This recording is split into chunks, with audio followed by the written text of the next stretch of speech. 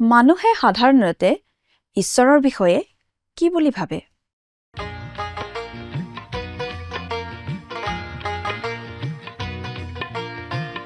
আজিৰে পবিত্ৰ ক্ষণতে উজলি উঠা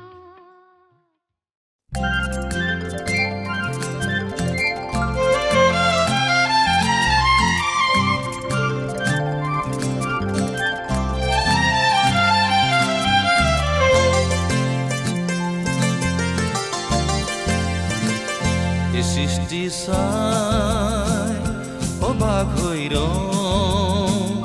যেনি চাও নুবুজো তুমি কেনে মহিমাময় এই সৃষ্টি চাই অবাক হৈ যেনি চাও নুবুজো তুমি কেনে মহিমাময়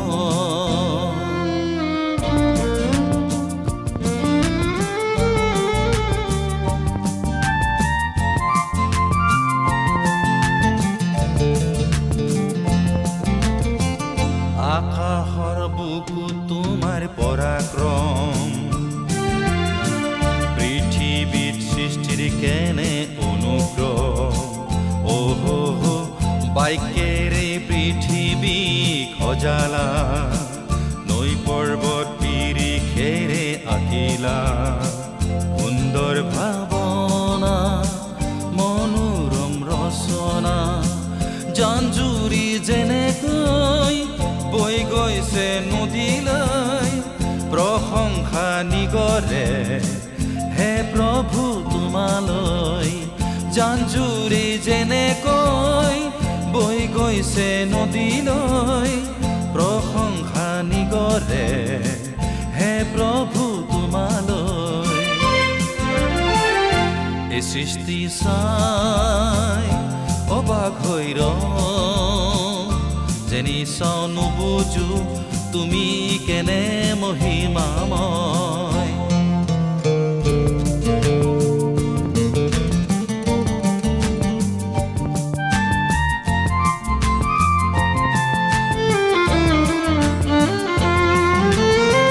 নিজ হাতে নিজ সদৃশেৰে মানুহক মাতিৰে গঢ়িলা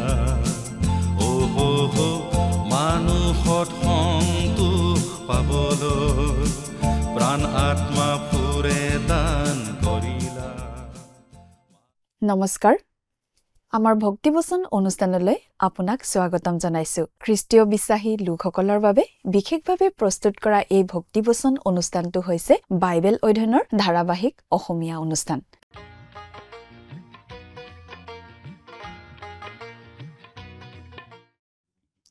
প্ৰিয় দৰ্শক, আপুনি যদি আমাৰ আগৰ অনুষ্ঠানটো শুনিছিল তেনেহলে আপোনাৰ নিশ্চয় মনত আছে যে আমি এতিয়া বাইবেলৰ পুৰণি নিয়ম খণ্ডৰ ছফনিয়া ভাৱবাদীৰ পুস্তকখন অধ্যয়ন কৰি আছো।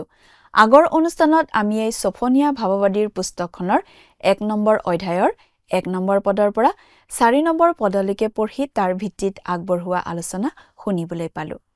আজিৰ অনুষ্ঠানত আমি এই ছফনিয়া ভাৱবাদীৰ পুস্তকৰ 1 নম্বৰ অধ্যায়ৰ 5 নম্বৰ পদৰ পৰা 12 নম্বৰ পদলৈকে পঢ়ি তাৰ ভিত্তিত আগবঢ়োৱা আলোচনা শুনিবলৈ পাম। ছফনিয়াই দেখিবলৈ পাইছিল যে তেওঁৰ জাতি আৰু তেওঁৰ লোকসকলৰ ওপৰলৈ ঈশ্বৰৰ পৰা সুদবিচাৰ দণ্ড আহি আছে। সেয়েহে ছফনিয়াৰ বাৰ্তাটো অতি কঠোৰ বুলি আমি বুজি পাওঁ। অতি শক্তিশালী ভাষাৰে ঈশ্বৰে কৈছিল যে দেশখন তেওঁ বিচাৰ কৰাৰ মনস্থ কৰিছে আৰু যেতিয়া তেওঁ বিচাৰ কৰিব তেতিয়া তেওঁ একেবাৰে সাৰি মচি পৰিষ্কাৰ কৰাৰ দৰে উচ্ছন্ন কৰি পেলাব। জিহুদা দেশৰ ওপৰলৈ জেৰুজালেম নগৰৰ ওপৰলৈ ঈশ্বৰৰ পৰা যি শাস্তি আহিব বুলি জনাই দিছিল তেওঁলোকলৈ সেই শাস্তি অহাৰ মূল কাৰণটো ঈশ্বৰে জনাই দিছে। তেওঁলোকে ঈশ্বৰলৈ পিঠি দি আন ধৰণৰ সেৱা উপাসনাত ব্ৰত হৈছিল। ঈশ্বৰে যি উপাসনা নিষেধ কৰিছিল তেওঁলোকে তেনেকুৱা ধৰণৰ উপাসনাতহে মন দিছিল। অৰ্থাৎ তেওঁলোকে ঈশ্বৰক অৱজ্ঞা কৰি ভুৱা কথাবোৰক উপাসনা কৰিছিল আৰু সেইটোৱেই মূল কাৰণ আছিল তেওঁলোকলৈ ঈশ্বৰৰ পৰা আহিব ধৰা শাস্তিৰ। হবকুক ভাৱবাদীয়েও যীহুদাৰ ওপৰলৈ ঈশ্বৰৰ পৰা আহিব ধৰা শাস্তিৰ 5টা কাৰণ উল্লেখ কৰিছে, কিন্তু ছফনিয়াই এই ভুৱা উপাসনাটোৱেই মূল কাৰণ বুলি উল্লেখ কৰিছে। যীহুদা দেশৰ মানুহবোৰৰ ঘৰৰ ছালখন সমান আছিল। তাত সন্ধিয়া পৰিয়ালৰ লোকবোৰ গোট খাইছিল। ঈশ্বৰে তেওঁলোকক ঘৰৰ ছাদৰ চাৰিওফালে ৰেলিং লগোৱাৰ বিষয়েও এটা বিধান দিছিল, যাতে কোনোৱে ওপৰৰ পৰা নপৰে। ছফনিয়াই কৈছে যে মানুহবোৰৰ ঘৰৰ ওপৰৰ সেই ছাদখন একোখন উপাসনাৰ স্থানত পৰিণত হৈছিল আৰু তেনেদৰে আন ধৰণৰ সেৱা উপাসনা ঘৰবোৰলৈ স্থানান্তৰিত হৈছিল। তেওঁলোকে বাল দেৱতাৰ উপাসনা কৰাৰ লগতে ঈশ্বৰৰ দ্বাৰা সৃষ্ট বস্তুবোৰকে উপাসনা কৰিব ধৰিছিল। কেৱল সেয়ে নহয়, তেওঁলোকে অন্মুনিয়াসকলৰ দেৱতা মূলকৰো উপাসনা কৰিব ধৰিছিল। মূলকৰ উপাসনাটো এনেকুৱা আছিল যে তেওঁলোকে প্ৰকৃততে নিজৰ সন্তানক মূলকৰ আগত বলিদান দিছিল। তেওঁলোকে ঈশ্বৰত বিশ্বাস কৰা বুলি কৈছিল, অথচ তেওঁলোকে এনেধৰণৰ ঈশ্বৰক অসন্তুষ্ট কৰা কামো কৰি আছিল। প্ৰিয় দৰ্শক, কথাবোৰ অধিক বহলাই চাবলৈ আহকচোন এতিয়া আমি মূল আলোচনাটোৰ মাজলৈ আগবাঢ়ি যাওঁ। আমাৰ মহান ত্ৰাণকৰ্তা প্ৰভু যীশুখ্ৰীষ্টৰ নামত নমস্কাৰ প্ৰিয় শ্ৰোতা। আশা কৰোঁ আপুনি আমাৰ মহান পিতা পৰমেশ্বৰৰ মহান অনুগ্ৰহত ভালে কুশলে আছে। যোৱা অনুষ্ঠানত এই ছফনিয়া পুস্তকখনৰ 1 নম্বৰ অধ্যায়ৰ 1 নম্বৰ পদৰ পৰা 4 নম্বৰ পদলৈকে আমাৰ আলোচনা আগবঢ়াইছিলোঁ। গতিকে আজি আমি ছফনিয়া পুস্তকৰ 1 নম্বৰ অধ্যায়ৰ 5 নম্বৰ পদৰ পৰা আমাৰ আলোচনা আগবঢ়াই নিব খুজিছোঁ। এই ছফনিয়া পুস্তকখন এখন ভাৱবাণীমূলক পুস্তক আৰু ভৱিষ্যতে ঘটিবলগীয়া কিছুমান কথা ইয়াত জনাই দিয়া হৈছে। তাৰে কিছুমান ঘটি গ'ল আৰু কিছুমান ঘটনা এতিয়াও ঘটিবলগীয়া অৱস্থাত আছে, সেইবোৰ ভৱিষ্যতে ঘটিব। আজি আমাৰ বাবে এই পুস্তকৰ যোগেৰে ঈশ্বৰে শিকাবলগীয়া কথা বহুত আছে। আমি ঈশ্বৰৰ পৰা শিকিবলগীয়া বহুত কথা ইয়াত বিচাৰি পাওঁ। প্ৰিয় শ্ৰোতা, ঈশ্বৰে যে যীহুদা আৰু জেৰুজালেমক শাস্তি দিব, সেই বিষয়ে ছফনিয়া ভাৱবাদীৰ যোগেদি জনাই দিছিল আৰু সেই কথাই আমি এতিয়া আলোচনা কৰি আছোঁ। 1 নম্বৰ অধ্যায়ৰ 5 নম্বৰ পদৰ পৰা এতিয়া আমি আলোচনা আৰম্ভ কৰিম।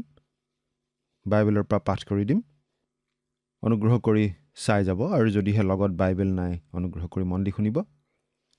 1 নম্বৰ অধ্যায় 5 নম্বৰ পদ। আৰু যিবোৰে ঘৰৰ ছালৰ ওপৰত আকাশৰ বাহিনীবিলাকৰ আগত প্ৰণিপাত কৰে, আৰু যি প্ৰণিপাতকাৰীবোৰে জিহুৱাৰ আগত শপত খায় আৰু মলকমৰ নামেৰেও শপত খায়, আৰু যিবোৰে ঘৰৰ ছালৰ ওপৰত আকাশৰ বাহিনীবিলাকৰ আগত প্ৰণিপাত কৰে। ছফনিয়া ভাৱবাদীয়ে এতিয়া যীহুদা দেশত প্ৰচলিত হোৱা দ্বিতীয় প্ৰকাৰৰ প্ৰতিমা সেৱাৰ কথা উল্লেখ কৰিছে।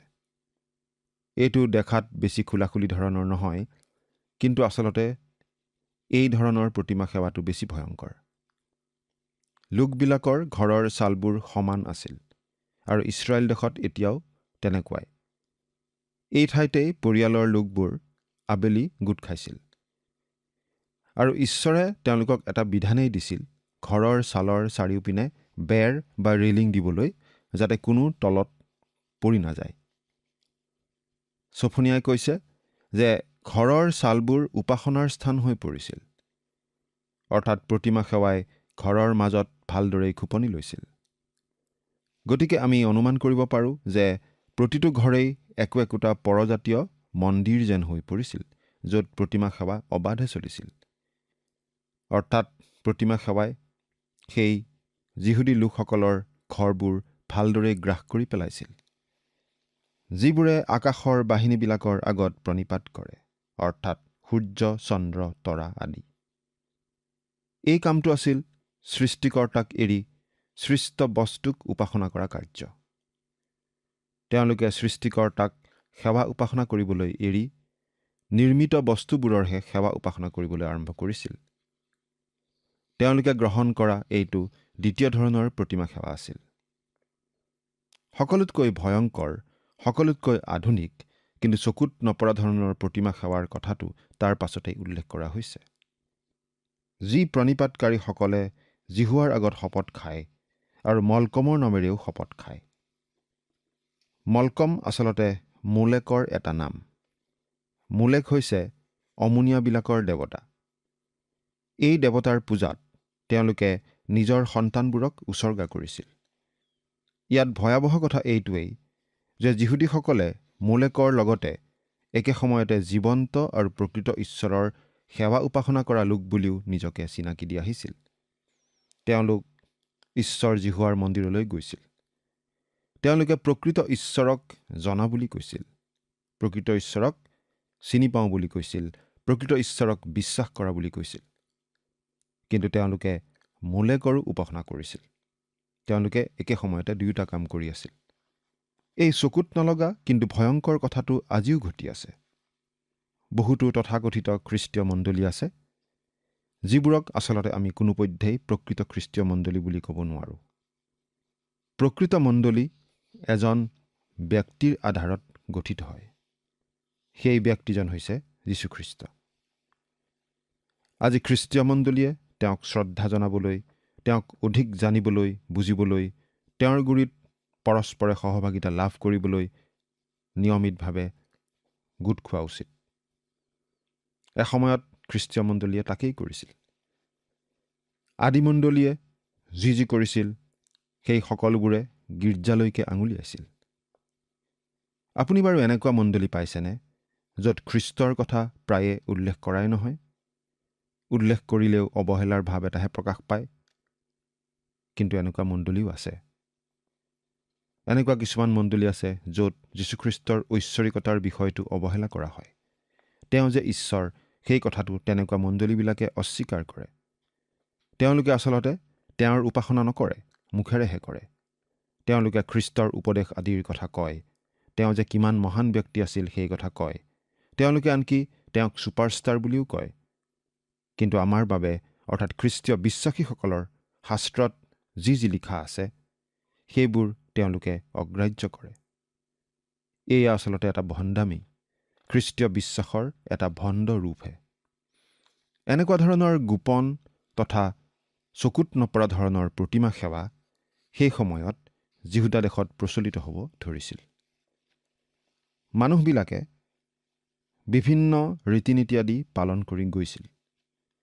বিশ্ৰামবাৰে তেওঁলোক মন্দিৰলৈও গৈছিল। অৱশ্যে আন সময়ত আহিছিল বুলি আমাৰ মনে নধৰে। কিন্তু বিশ্ৰামবাৰে অন্ততঃ তেওঁলোক মন্দিৰলৈ আহিছিল। কিন্তু আচলতে তেওঁলোকে মোলেক দেৱতাকহে উপাসনা কৰিছিল। সেই মোলেক আছিল মাংসিকতাৰ দেৱতা, আৰু সেই উপাসনাও আছিল মাংসিকতাৰ কাৰ্য, আৰু তাত জঘন্য অনৈতিক কাৰ্যবোৰ ঘটিছিল। ঠিক একেদৰে আজিও গীৰ্জালৈ যোৱা অনেক মানুহ আছে, কিন্তু তেনে মানুহবিলাকৰ কাৰ্যকলাপ খ্ৰীষ্টীয় বিশ্বাসৰ নহয়। তেওঁলোকৰ খ্ৰীষ্টীয় আচৰণ নাই। তেওঁলোকে গীৰ্জাত যোগ দিবহে জানে। তেওঁলোকে খ্ৰীষ্টীয় বিশ্বাসৰ মহান সত্যবোৰকেই অস্বীকাৰ কৰে। তেওঁলোকে অনৈতিক আচৰণ কৰে আৰু ঈশ্বৰৰ বাক্যৰ বিৰোধী আচৰণ কৰে। সেই সময়ৰ জিহুদা দেশৰ মানুহৰ তেনেকুৱাই অৱস্থা আছিল। আমাৰ আজিৰ দিনৰ ক'ব নোৱাৰাকৈ চলি থকা ভ্ৰান্ত অৱস্থাও এনেধৰণৰ। বহুতো মানুহে ভাবি থাকে, এটা ঘৰত যদি ষ্টিপল এটা থাকে, ধুনীয়া অৰ্গেন এটা থাকে, বিয়াৰ কাৰণে ধুনীয়া ঠাই অকণ থাকে, সন্মুখত এটা ধুনীয়া পুলপিট থাকে, গায়ক দল বহিবলৈ সুন্দৰ ঠাই থাকে, তেতিয়াই এটা সুন্দৰ গীৰ্জাঘৰ হয়। কিন্তু সেই সকলোবোৰ থকা সত্ত্বেও তেনেকুৱা ঘৰ এটা চহৰৰ আটাইতকৈ জঘন্য ঠাই হ'ব পাৰে। চহৰৰ যিকোনো মদৰ দোকান, জুৱাৰ আড্ডা নাইবা বেশ্যালয়তকৈও বেয়া হ'ব পাৰে। সেইবাবে এই কথাটো চকুত নপৰা ধৰণে ভয়াৱহ। জিহুদা দেশৰ পতন ঘটোৱা বিষয়টো এয়ে আছিল যে তেওঁলোকে জীৱন্ত আৰু প্ৰকৃত ঈশ্বৰৰ সেৱা কৰি থকাৰ অভিনয়হে কৰিছিল, কিন্তু তেওঁলোকে মোলেক দেৱতাৰ সেৱা উপাসনাতহে মত্ত আছিল। এতিয়া পাঠ কৰি দিম 6 নম্বৰ পদটো। ইয়াত এনেদৰে লিখা আছে, যিবোৰে জিহুৱাৰ পাছত চলাৰ পৰা বিমুখ হয় আৰু যিবোৰে জিহুৱাক বিচৰা নাই বা তেওঁৰ অনুসন্ধান লোৱা নাই, সেই আটাইবোৰক মই উচ্ছন্ন কৰিম। মানুহবোৰ আচলতে ঈশ্বৰৰ পৰা সম্পূৰ্ণ আঁতৰি গৈছিল। দুই ধৰণৰ মানুহৰ কথা উল্লেখ কৰা হৈছে। বিশ্বাসৰ পৰা পিছলি যোৱা আৰু আগতে কেতিয়াও পৰিত্ৰাণ গ্ৰহণ নকৰা। 7 নম্বৰ পদটো চাওঁ হওক। তুমি প্ৰভু জিহুৱাৰ আগত মনে মনে থাকা, কিয়নো জিহুৱাৰ দিন ওচৰ। কাৰণ জিহুৱাই এক যজ্ঞ আয়োজন কৰি নিজৰ নিমন্ত্ৰিত লোকবিলাকক পবিত্ৰ কৰিলে। তুমি প্ৰভু জিহুৱাৰ আগত মনে মনে থাকা, অৰ্থাৎ আমাক কোৱা হৈছে মনে মনে থাকা, কথা নকবা, মুখ নেমেলিবা, প্ৰতিবাদ নকৰিবা, তুমি জীৱন্ত ঈশ্বৰৰ সন্মুখত আছা। আজিকালি ঈশ্বৰৰ প্ৰতি শ্ৰদ্ধা কমি যোৱা আমি দেখিবলৈ পাইছোঁ। যীশুখ্ৰীষ্টক এজন লগৰীয়া বন্ধুৰ নিচিনা ভবা, পিতৃ ঈশ্বৰ আকাশত বহি থকা এজন বৃদ্ধ লোক বুলি কোৱা, আৰু তেওঁৰ লগত কথা পাতোঁতে আমি আবুল তাবুল বকিব পাৰোঁ বুলি ভবা কথাটো অতি ভুল। প্ৰিয় শ্ৰোতা, আমাৰ ঈশ্বৰ পবিত্ৰ ঈশ্বৰ। যদি আমি তেওঁৰ 1 কোটি মাইলো ওচৰ চাপো, তথাপি আমি তেওঁৰ আগত উবুৰি খাই পৰিম, কাৰণ তেওঁ মহান ঈশ্বৰ, এই বিশ্ব ব্ৰহ্মাণ্ডৰ সৃষ্টিকৰ্তা, আৰু আমি হৈছোঁ তেওঁৰ সৃষ্ট ক্ষুদ্ৰ জীৱ মাত্ৰ। তুমি প্ৰভু জিহুৱাৰ আগত মনে মনে থাকা। কিয়নো জিহুৱাৰ দিন ওচৰ। জিহুৱাৰ দিনৰ কথা এই পুস্তকখনত এয়া প্ৰথম উল্লেখ কৰা আমি পালোঁ। জিহুৱাৰ দিন ইয়াত প্ৰধানতঃ সুধবিচাৰৰ দিন হিচাপে উল্লেখ কৰা হৈছে। যদিহে আমি ঈশ্বৰৰ সময়সূচীৰ সতে খাপ খুৱাব খোজোঁ, তেনেহ'লে ই হৈছে মহাক্লেশৰ সময়ছোৱা। তেতিয়াই এই জিহুৱাৰ দিনৰ আৰম্ভণি হ'ব। পৃথিৱীত যেতিয়া সেই মহাক্লেশৰ আৰম্ভণি হ'ব, তেতিয়াই জিহুৱাৰ দিনৰ আৰম্ভণি হ'ব। সেয়া ভৱিষ্যতে হ'ব। আজি আমি খ্ৰীষ্টৰ দিনত বাস কৰি আছোঁ, অৰ্থাৎ এতিয়া এই পৃথিৱীত অনুগ্ৰহৰ কাল চলি আছে। এই পৃথিৱীৰ পৰা খ্ৰীষ্টীয় মণ্ডলীক যেতিয়া খ্ৰীষ্টই উঠাই লৈ যাব, তাৰ পাছত জিহুৱাৰ দিনৰ আৰম্ভণি হ'ব। পৃথিৱীত মহাক্লেশৰ সূচনা হ'ব, আৰু তাৰ পাছত ঈশ্বৰৰ সুধবিচাৰৰ আৰম্ভণি হ'ব। এই ভৱিষ্যতে আহিবলগীয়া জিহুৱাৰ দিনৰ নিচিনা ভয়াৱহ দিন আগতেও ঘটি গৈছে।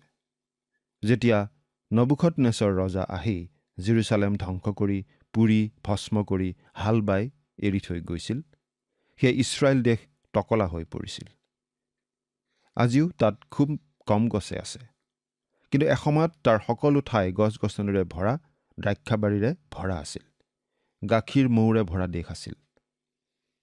শত্ৰুৱে কেনেকুৱা ধৰণৰ অত্যাচাৰ চলাই গৈছিল তাৰ চিহ্ন আনকি আজিও আছে। বাবিলনীয়াবিলাকৰ পাছত আহিছিল মাদিয়া পাৰ্চীবিলাক, তাৰ পাছত আলেকজেণ্ডাৰ, আৰু অৱশেষত আহিছিল ৰোমিয়াবিলাক। এনেদৰে এটা শত্ৰুৰ পিছত আন এটা শত্ৰু আহি সেই ইছৰাইল দেশখন ধ্বংস কৰিছিল, আৰু তাৰ ফলস্বৰূপে গোটেই দেশখন গছ গছনি নোহোৱা মৰুভূমি যেন হৈ পৰিছিল। আৰু সেই দেশৰ অৱস্থা ঠিক তেনেকুৱা কৰিব বুলি ঈশ্বৰে কৈছিল আৰু কৰিছিল। তাৰ প্ৰমাণ আজিও আমাৰ হাতত আছে। সেই সুধবিচাৰ আছিল সেই যিহুদী লোকসকলৰ প্ৰতি জিহুৱাৰ দিন। কিন্তু সেই ঘটি যোৱা ঘটনাৱলীয়ে এই ভাৱবাণী গোটেইবিলাক ফলিওৱা বুলি আমাক নেদেখুৱায়। জিহুৱাৰ দিন যে আচলতে ভৱিষ্যতেহে আহিবলগীয়া হৈ আছে, সেই কথা আমাক ছফনিয়া পুস্তকখনে দেখুৱাই দিছে। সেই ভৱিষ্যতে আহিবলগীয়া জিহুৱাৰ দিনৰ সামৰণি পৰিব এই পৃথিৱীলৈ ন্যায় শাসন প্ৰতিষ্ঠা কৰিবলৈ ঘটা প্ৰভু যীশুৰ পুনৰ আগমনৰ জৰিয়তে। অলপ চোকা ভাষাৰেই ছফনিয়া ভাৱবাদীয়ে কৈছে, কাৰণ জিহুৱাই এক যজ্ঞ আয়োজন কৰি নিজৰ নিমন্ত্ৰিত লোকবিলাকক পবিত্ৰ কৰিলে।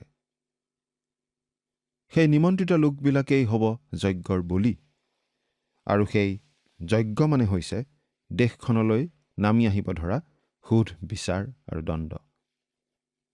8 নম্বৰ পদটো পঢ়ি দিম।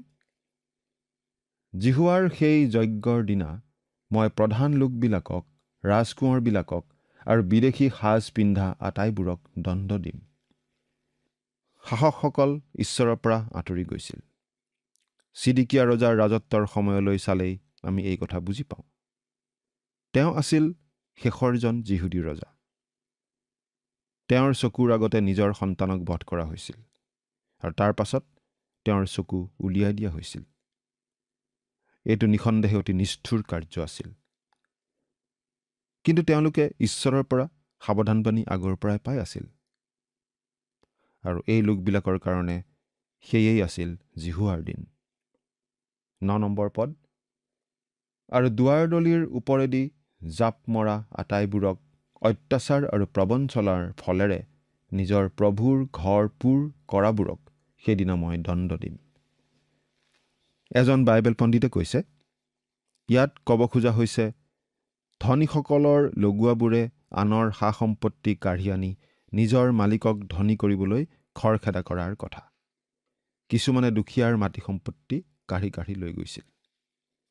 সেই সময়ত মধ্যবিত্ত শ্ৰেণী নোহোৱা হৈছিল। ধনীবোৰ ধনী হৈ গৈ আছিল আৰু দুখীয়াবোৰ অধিক দুখীয়া হৈ গৈছিল। তেনেকুৱা অৱস্থা বাৰু আমি আজিও চলি থকা নেদেখোনে? দুখীয়াসকলৰ অৱস্থা দিনে দিনে বেয়া হৈ যোৱাটো। ঈশ্বৰে কৈছে তেওঁ তেনে লোকক দণ্ড বিহিব।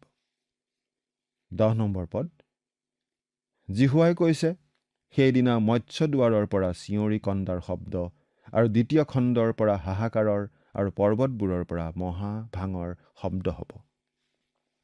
জিহুৱাই কৈছে সেইদিনা, অৰ্থাৎ জিহুৱাৰ দিন যেতিয়া আহিব তেতিয়া মৎস্য দুৱাৰৰ পৰা চিঞৰি কন্দাৰ শব্দ। সেই মৎস্য দুৱাৰক আজিকালি দম্মেশক দুৱাৰ বুলি জনা যায়। এই দুৱাৰেৰে গালিল সাগৰ আৰু জৰ্দন নৈৰ পৰা তেওঁলোকে মাছ আনিছিল। এই দুৱাৰখন জেৰুচালেমৰ উত্তৰ পিনে অৱস্থিত। দ্বিতীয় খণ্ডৰ পৰা হাহাকাৰৰ আৰু পৰ্বতবোৰৰ পৰা মহাভাঙৰ শব্দ হ'ব। জেৰুচালেম নগৰখন পৰ্বতেৰে ঘেৰা। ছফনিয়াই এই কথা কৈছে যে যিকোনো দিশলৈ চালেই মানুহবিলাকে হাহাকাৰ কৰি ক্ৰদন কৰাহে শুনা যাব, যেতিয়া মানুহবোৰৰ ওপৰলৈ সুদবিচাৰ দণ্ড নামি আহিব। 11 নম্বৰ পদ, হে মক্তেছ নিবাসীবিলাক, তোমালোকে হাহাকাৰ কৰা, কিয়নো আটাই কনানীয়া জাতি নষ্ট হ'ল, ৰূপ বৈ অনা আটাইবোৰ উচ্ছন্ন হ'ল। মক্তেছ মানে চূণ চুৰকি, ইটা আদি গাঁঠিবলৈ ব্যৱহাৰ কৰা সামগ্ৰী। জেৰুচালেমৰ বজাৰ বহা ঠাইখিনি অলপ দ আছিল। ৰূপ বৈ অনা আটাইবোৰ উচ্ছন্ন হ'ল। 12 নম্বৰ পদ, সেই সময়ত মই চাকি লগাই জেৰুচালেমক বিচাৰিম আৰু নিজৰ গেদৰ ওপৰত সুস্থিৰে বহা মানুহবোৰক জিহুৱাই ভাল কি বেয়াও নকৰিব বুলি মনতে কোৱাবোৰক দণ্ড দিম। সেই সময়ত মই চাকি লগাই জেৰুচালেমক বিচাৰিম, অৰ্থাৎ আন্ধাৰত লুকাই থকা কোনো অপৰাধীক চাৰ্চ লাইট জ্বলাই বিচাৰি ফুৰাৰ নিচিনা কথা।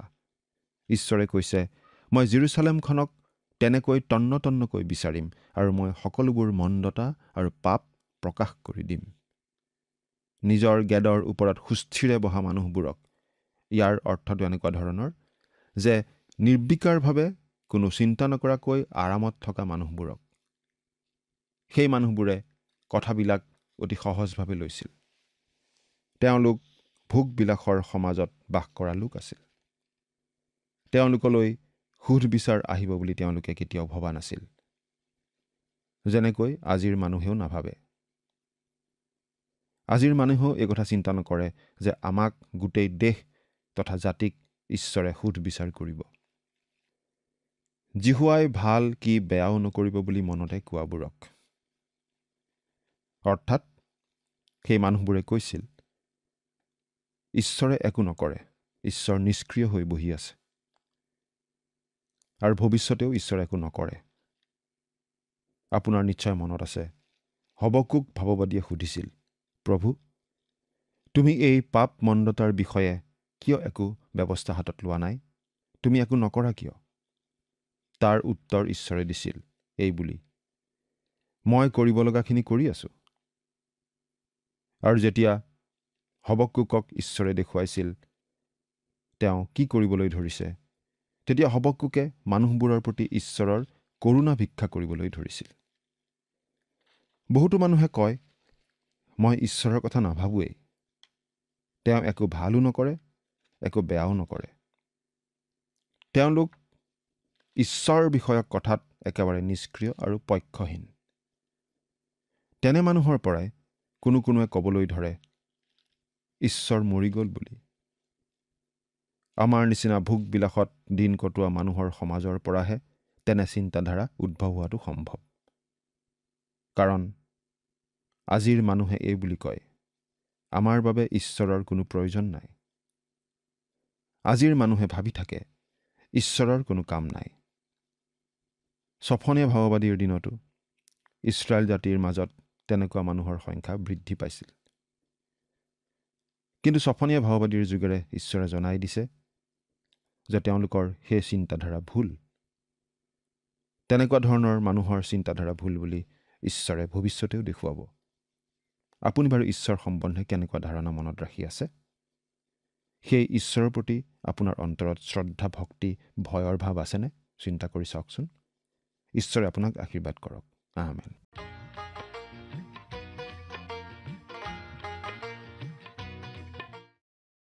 ঈশ্বৰে জনাই দিছিল যে তেওঁ হাতত চাকি লৈ আন্ধাৰত লুকাই থকা ব্যক্তি এজনক বিচাৰিবলৈ যোৱাৰ দৰেই জেৰুচালেমখনত তেনেকৈ বিচাৰিব। অৰ্থাৎ ঈশ্বৰে সকলো বেয়া আৰু পাপ পোহৰলৈ আনিব। জেৰুচালেমৰ একো পাপ গুপুত হৈ নাথাকিব। জেৰুচালেমৰ মানুহবোৰে সকলো কথা অতি সহজভাৱে লৈছিল। তেওঁলোকে এখন ধনী সমাজত বাস কৰিছিল আৰু তেওঁলোকে ইয়াক সহজভাৱে লৈছিল। তেওঁলোকে বিশ্বাস কৰা নাছিল যে তেওঁলোকৰ এদিন বিচাৰ হ'ব। আজিও মানুহে তেনেদৰেই চলি থকা দেখা যায়। ঈশ্বৰে এদিন যে বিচাৰ কৰিব সেই কথা মনলৈ নানেই। তেওঁলোকে কয় ঈশ্বৰে একো নকৰে, ভালো নকৰে, বেয়াও নকৰে। অৰ্থাৎ ঈশ্বৰ নিষ্ক্ৰিয় হৈ বহি থকা বুলি ভাবে। কিন্তু তেওঁলোকৰ ভুল হৈছে আৰু ছফনীয়াই সেই কথা অতি স্পষ্টকৈ জনাইছে। প্ৰিয় দৰ্শক, আজিলৈ আমাৰ অনুষ্ঠানটো ইমানতে সামৰণি মাৰিব খুজিছোঁ। পৰৱৰ্তী অনুষ্ঠানত আপোনালোকক পুনৰ লগ পোৱাৰ আশা ৰাখিছোঁ। সামৰণি মৰাৰ আগতে আহকচোন আমি খন্তেক প্ৰাৰ্থনাত মূৰ দুৱাওঁ। স্বৰ্গত থকা অতি মৰমীয়াল দয়ালু পিতৃ ঈশ্বৰ, প্ৰভু তোমাক ধন্যবাদ দিওঁ এই সুন্দৰ সময়ৰ বাবে। তোমাৰ পবিত্ৰ বাক্য অধ্যয়নৰ যি সুন্দৰ সুযোগ সময় প্ৰভু তুমি দান কৰিলা। দয়ালু মৰমীয়াল পিতৃ ঈশ্বৰ, প্ৰাৰ্থনা কৰিছোঁ সময়তে প্ৰতিজন দৰ্শকসকলৰ বাবে। প্ৰভু তুমি তেওঁলোকক তোমাৰ বাক্য বুজি পোৱাত সহায় কৰিবা। আৰু প্ৰভু তেওঁলোকে যদি এই বাক্যবোৰ শুনি নিজৰ জীৱনত যদি সিদ্ধান্ত লৈছে প্ৰভু সম্পূৰ্ণৰূপে তেওঁলোকৰ জীৱন শুধৰণি কৰাত প্ৰভু তুমি তেওঁলোকক সহায় কৰিবা, যাতে প্ৰভু আহি থকা দিনকেইটাত তেওঁলোকে তোমালৈ ভয় ভক্তিৰে প্ৰভু চলি যাব পাৰে। এক বাধ্যতাত জীৱন প্ৰভু তেওঁলোকে যাতে যাপন কৰিবলৈ পাৰিব, তেনে আশীৰ্বাদ প্ৰভু তুমি দান কৰিবা। এই সকলো যাচনা মহান ত্ৰাণকৰ্তা প্ৰভু যীশুখ্ৰীষ্টৰ নামত অৰ্পণ কৰিছোঁ। আমেন। যোৱা অনুষ্ঠানৰ প্ৰশ্নটোৰ শুদ্ধ উত্তৰটো হৈছে অপশ্যন ডি, কুচি। আজিৰ অনুষ্ঠানৰ ওপৰত আধাৰিত প্ৰশ্নটো হৈছে মলকম কোনটো জাতিৰ উপাস্য দেৱতা আছিল? Option A Babylonia, option B Chaldea, option C অমুন্যা, অপশ্যন ডি মাদিয়া। প্ৰিয় দৰ্শক, আজিৰ প্ৰশ্নৰ সঠিক উত্তৰটো আজি সন্ধিয়া 6 বজাৰ আগেয়ে আপোনাৰ নাম আৰু সম্পূৰ্ণ ঠিকনাৰে সৈতে আমালৈ 7429840242 নম্বৰত SMS নাইবা হোৱাটছআপ যোগে প্ৰেৰণ কৰক। প্ৰিয় দৰ্শক, আপুনি যদি আমাৰ এই অনুষ্ঠানৰ যোগেদি আশীৰ্বাদপ্ৰাপ্ত হৈছে আৰু আমাৰ লগত কথা পাতিবলৈ বিচাৰিছে বা আপোনাক প্ৰাৰ্থনাৰ সহায়ো পৰামৰ্শ লাগে, তেন্তে আমালৈ 7429840242 এই নম্বৰত পোনপটীয়াকৈ ফোন কৰিব পাৰিব। ধন্যবাদ।